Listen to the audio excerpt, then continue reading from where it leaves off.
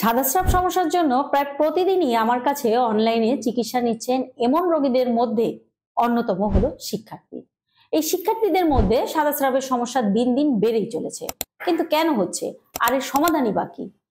পড়াশোনার চাপ, অতিরিক্ত স্ট্রেস, পুষ্টিকর খাবার না খাওয়া, পানি কম পান করা, পর্যাপ্ত ঘুমের অভাব, শরীরচর্চার অভাব, পরিচ্ছন্নতার অভাব, যা ইনফেকশনের কারণ হতে পারে। মোস্ট অফ দ্য টাইম এই কারণেই স্টুডেন্টদের মধ্যে অতিরিক্ত সাদাস্রাবের সমস্যা দেখা যায়। তাহলে কিভাবে দূর করবেন এই সমস্যা?